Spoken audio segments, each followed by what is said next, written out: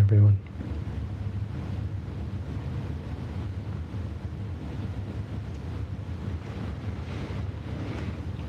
One thing that we're often concerned with in Buddhism, in the practice and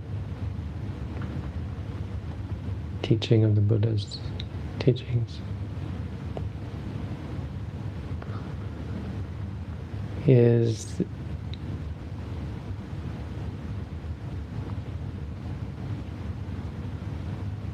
the depth to which we understand, appreciate, and attain the Dhamma, the truth, the goal.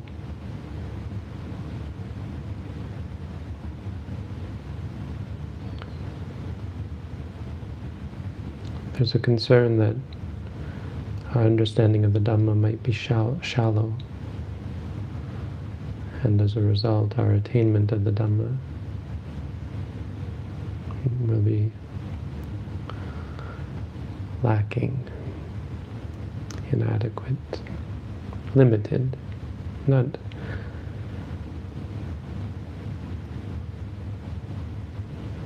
bad or problematic, just insufficient or limited.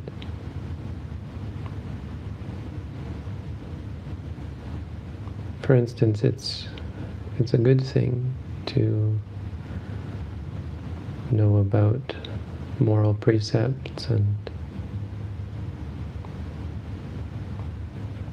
of course it's a good thing to practice them. But sila goes so much deeper. True ethics goes so much deeper than just keeping rules. With concentration, being focused, understanding the Buddha's teaching about being mindful and dedicated Buddhist, dedicated towards good things. So this is a very good quality. But of course, samadhi goes much deeper than just focusing or even being mindful in an ordinary sense. And of course, wisdom is where we have the greatest concern, the concern that our understanding be more than just intellectual understanding. This is important. If you read a lot or you study a lot, well, you come to know a lot about the Buddha's teaching. But when you come to meditate, you realize all that knowledge is nothing. It's good. It's good to know these things. It's good in a practical sense even. It can help you in your life if you have an understanding, oh, all things are impermanent, this too will pass.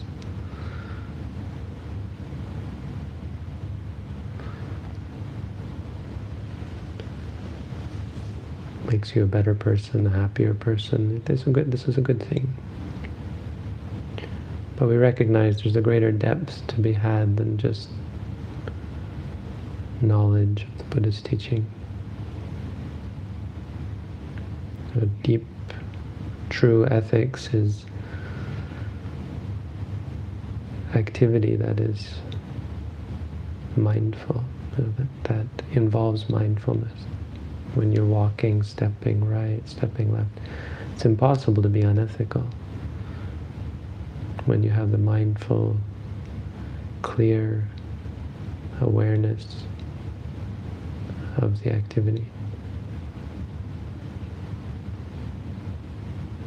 True focus, of course, then comes from that sort of behavior. Where the body and mind are in sync, then you become very focused, and it means your mind actually becomes free from unwholesome qualities that you start to see clearly. True focus is not just being concentrated, but being in focus. It's that which allows you to see clearly. And so true wisdom is seeing clearly. It's not intellectual, it doesn't have to be a thought. Wisdom is light. It's like shining a light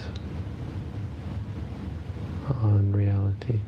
So that's just an introduction. What I wanted to talk tonight about was the Buddha's teaching on depth.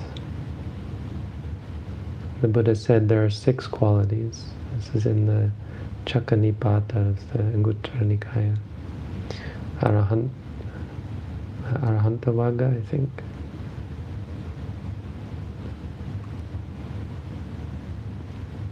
Mahantata Sutta. Mahantata. Mahantata means greatness. Vepula. So the Buddha said, Chahidamehi bhikkhave, Chahidamehi samanagato bhikkhu. A bhikkhu, one who has seen the danger in clinging, the danger in being reborn again and again in samsara, who is accomplished in 6 dhammas, who possesses six things. Nachira seva mahantatang. In no long time will Papunati will attain to greatness. Papunati mahantatang will attain to greatness. Vepulatang. Vepula comes from vipula, which means deep, profound. Vepulata means depth or profundity. So the idea here is attaining to success and greatness in the Dhamma. Papunati dhammesu, in regards to the teachings, in regards to the Dhamma, in regards to the truth, reality. It's not about right or wrong, it's about greatness or ordinary. Ordinary people are not bad necessarily, but there's nothing great or wonderful about being reborn again and again. Even evil people who go to hell and so on, it's not so much that it's wrong, it's just that it's ignoble. There's nothing great about indulging in sensuality. There's nothing great about being rich or even famous. Even being king of the whole world, it's not that great in the end. Going to heaven, becoming a Brahma is getting greater. There's a greatness to it, but it's not really great. It's not really deep or profound. What's profound is breaking free from the cycle, finding something that is lasting, stable, secure, safe. Because even being born a Brahma is not safe or secure, let alone being rich or famous or indulging in pleasures.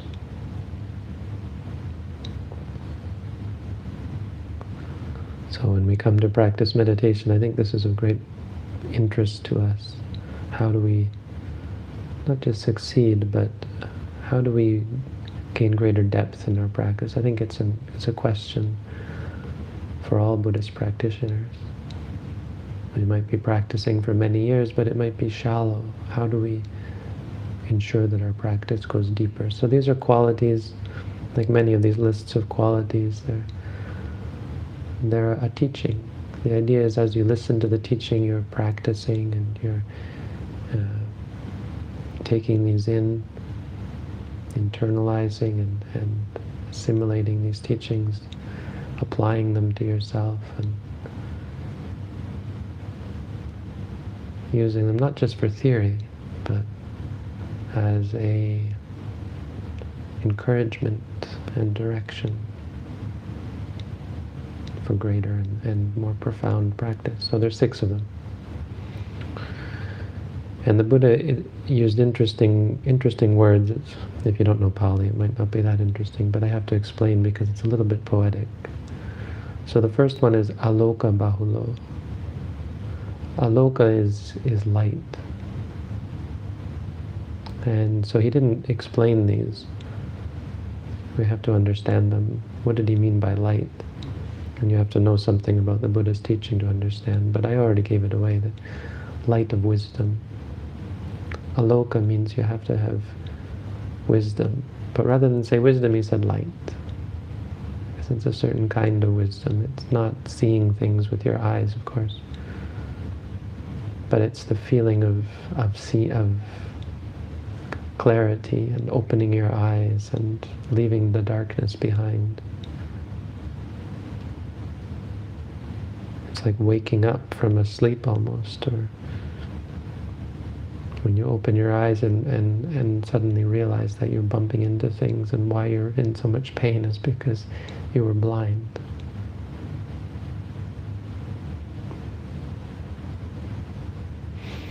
Aloka bahulo, one who has greatness of wisdom. So in meditation it's important that your focus, your attention is on understanding. It's not magic where you just repeat words to yourself and you become enlightened. You want to really try to see and understand. Of course, it's not like a book where you can just... Well, maybe it kind of is like a book. If you want a simile, with a book, you have to read it. You can't force the knowledge out of the pages. You can't pick up the book and stare more intently, and the more intently you stare, the more knowledge you gain. Meditation is kind of like reading a book. You have to go page by page, and the knowledge comes on its own. It comes in its own time. So rather than trying to force or magically make knowledge arise, or even, our idea that somehow you can make knowledge arise if you analyze, if you look closely enough. And rather than analyzing the book to get its knowledge, you have to read it. So in meditation you can't create the knowledge, but you have to be intent upon it, and you have to be clear in your mind about the nature of things. You have to have that as your goal. As you watch, you're trying to confront things. You have clear theory to back it up that's setting you in the right direction, what we intend to see, impermanent, suffering, and non-self. It's important to be clever in the practice. Or not get caught up in doubts and debates and analysis. In fact, often our search for knowledge gets in the way of our attainment of wisdom. So it's important that we put that aside when we practice and focus just on seeing clearly. It's like, if you want wisdom, you have to put aside knowledge. You have to put aside any kind of analysis you might have. Just open your eyes. Learn how to open your eyes and how to see. Light. You need to have great light. You have to dispel the darkness. Avoid the darkness, which is all kinds of judgments and doubts, confusion.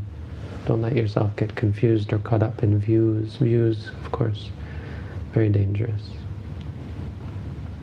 Sometimes we judge a teaching and that gets in the way of appreciating the truth or any goodness that might be in it.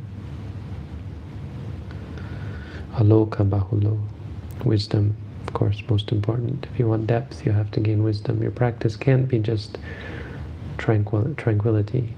If you're fixed or focused on the pleasant, peaceful aspects of meditation, for example, You will never get depths of practice, focusing on samatha meditation, focusing on peace or happiness or metta meditation, which is good. All of which is good. Samatha is also good. Yeah, but there's a lack of depth. Your depth will never come until you gain wisdom and understanding, until you see clearly. Number 2, yoga bahulo. Yoga is a strange one. But I didn't use the word yoga that much. But here he uses the word yoga. One should have much yoga, be full of yoga. So we have to understand the word yoga. It's not difficult to understand, but it meant something quite different from how we use the word in modern society. So in ancient times, yoga was a word they used for spiritual practice. The word yoga means something like a yolk, but not the yolk of an egg. It means a yolk as in a piece of wood that an ox would, they put on the back of the ox, and it allows it to pull the plow. So it's like a harness, it's a yoke.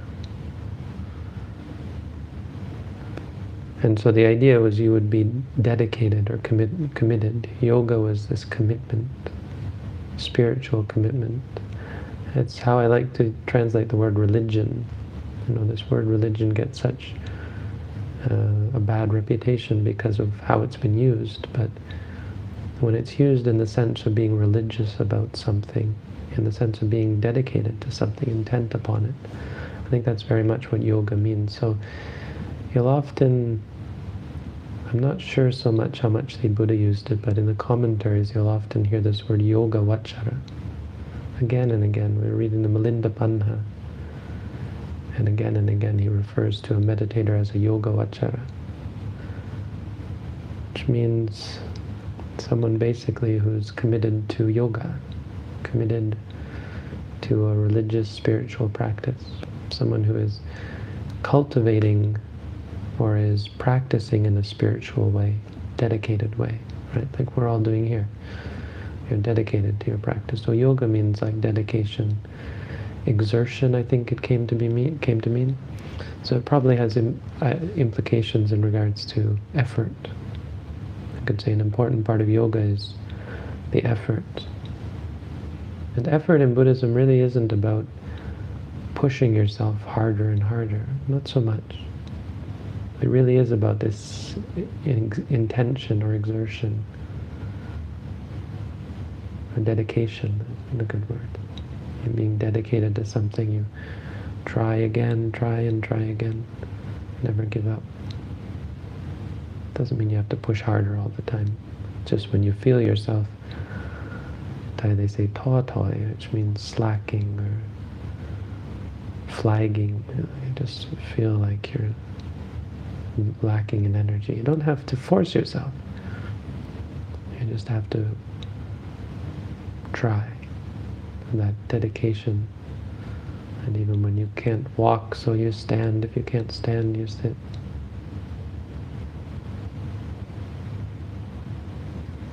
You keep trying. Yoga bahulo. Number 3, Veda bahulo. Now, I suppose with yoga you'd have to confine it more to the effort and dedication side, because Veda is another aspect of religion. Veda is this religious feeling, Vedana kind of. But here it refers to, I think it refers to Samvega, the idea of the urgency of the practice. If you want to really go deeper with your practice, it has to take on a sense of urgency, not just done as a hobby or a pastime, not even just as a matter of course. The Buddha said you should work to eradicate wrong view of self, view of me and mine. He said you should work like a person with their head on fire. suppose you're wearing a turban, I guess, and it was on fire, you'd be pretty darn intent upon, you'd have a sense of urgency in regards to putting out that fire. Now, the fire of wrong view is much more dangerous. We don't know what's going to happen in the future, where we're going. If we die without any goodness in our hearts, we could be reborn in a very unpleasant place. We could even simply be born as an animal, which would be quite discouraging. It's very hard for an animal to be reborn as a human being. Much more common for them to be reborn as the same animal again and again and again. It's just very difficult to do the good qualities, the good activities that cultivate good qualities that are required to be born a human.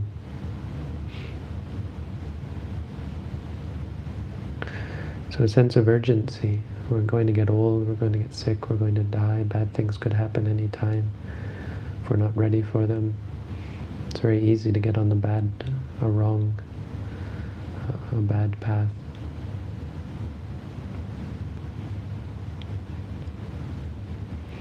Veda bahulo. Number 4, asantuti bahulo. Asantuti. Santuti is contentment, which is actually, funny enough, it's a very good quality in Buddhism. The Buddha said you should be santuti. He said it's the greatest blessing to be content. And so the Buddha taught both contentment and discontent. Contentment, we should be content with food, whatever food we get. You shouldn't try too hard to get good food, delicious food anyway. You should be a little concerned perhaps about healthy food, not eating junk. But you shouldn't be obsessed with it. You should be content with whatever you have. Clothing, you should be content with dwelling. We're having a debate over allowing meditators to switch rooms, or whether we have to force them to be in the room. I don't think we do. I think changing rooms sometimes is important. But I think it's true, it quite often is just because, oh, that's a nicer room, or this room is hot, this room is cold. But you have to be careful about. Don't get too caught up in luxury or following your preferences and that sort of thing.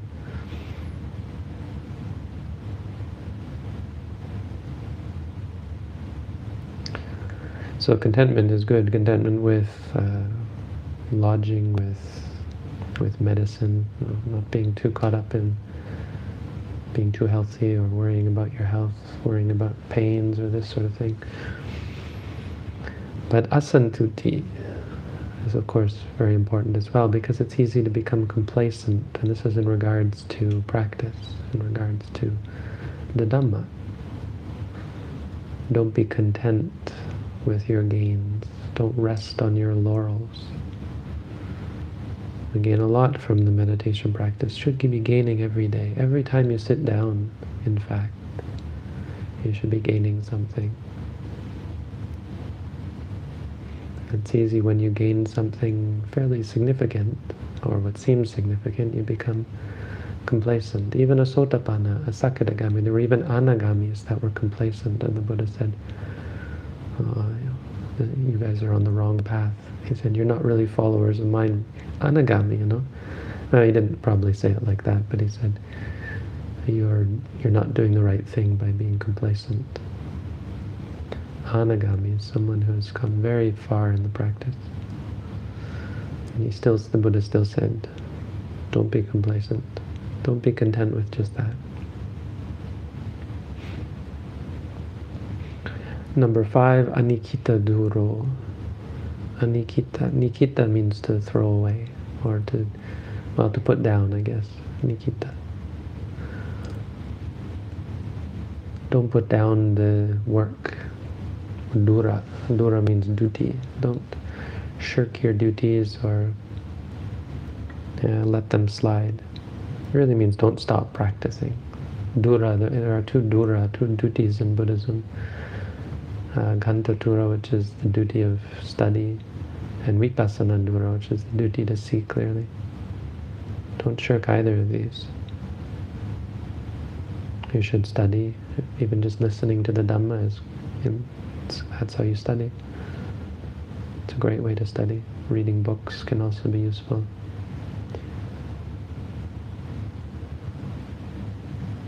But most importantly, of course, don't put down the practice of mindfulness. This means that, of course, in life, don't let years go by where you've stopped meditating just because you were complacent, or could be many reasons. It doesn't have to be because you're content or complacent. It's easy to get caught up in work or relationships, life, travel, any of the 10 Palipoda, the 10 impediments to practice. Don't let them get in your way. Don't put down the practice. You read in the Satipatthana Sutta commentary about on alms round, the monks would take every step mindfully, and if they took one step without mindfulness, they would stop. And the monk behind them would know they were unmindful. And so it kept you quite vigilant, actually, because if you stopped, then the people behind you would know that you're not mindful, so you had to try your best not to have to stop, so the monks behind you wouldn't know, or wouldn't criticize, you wouldn't feel ashamed in making the monks behind you stop. Even on alms round. They went on alms round, they would be mindful, and they would put it down. You have to put it down sometimes when you teach, or even when you study, perhaps. When you're talking with people, you have difficulty when you're eating, but you should try your best not to. Even when eating, try to be mindful. Even when talking, you can, to some extent anyway, be mindful. The physical act of talking is just a physical act, and you can be aware of your lips moving, of the feelings, and so on. Anikita duro, don't put down the practice. Not just in terms of days, weeks, months, years, but in terms of moments. Throughout the day you're here, you have the opportunity to take this to its greatest extent. Not even sleeping, you sleep less. Anikita, you don't ever put it down. If you do that, it's not that it's wrong to sleep or anything, but the greatness that comes from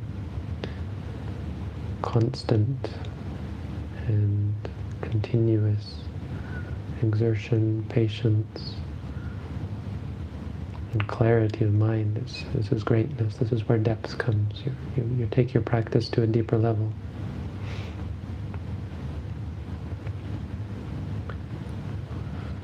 So that's number 5. Number 6 is kusalesu dhammesu uttaricha patareti. Number 6 is kusalesu dhammesu, in regards to wholesome dhammas, wholesome things, good things. Uttaricha patareti.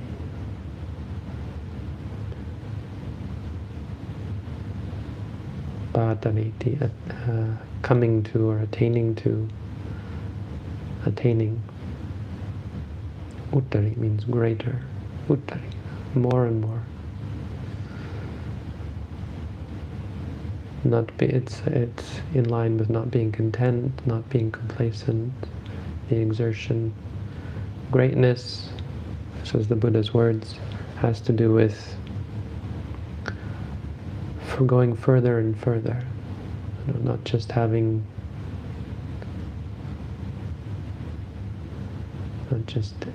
being content with keeping moral precepts, but trying to be ethical in all of your movements. It's about going deeper and finding concentration, about finding wisdom and deeper wisdom. It's about not holding on to insights that you gain from the practice. It's about the fact that practice is always changing, is always going deeper. It's always going further. There's always more to learn until you completely free yourself from suffering. It's an activity that's always adapting, always changing. The benefits and the knowledge and the understanding of the practice that you gained even today will not perfectly apply tomorrow because you have to go further. Right? This is one of the important challenges of meditation, is it's not a constant thing. It's not like samatha meditation where the object's always going to be the same and your relation to it is just about refining and refining. In insight, there's a refining that goes on, but there's also an adapting and a going deeper, going further. Our relationship with our neurotic behaviors, our depression, anxiety, worry, greed, and so on. We should constantly be coming to it with a fresh perspective, ready to see new things, ready to go deeper, ready to go further.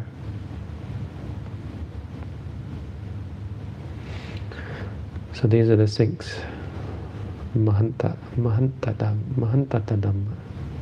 Dhammas of greatness and depth. Vepulata. You want your practice to go deeper. It's just another way of describing, teaching, encouraging for us to dedicate ourselves to the practice. So that's the Dhamma for tonight. Thank you for coming to listen.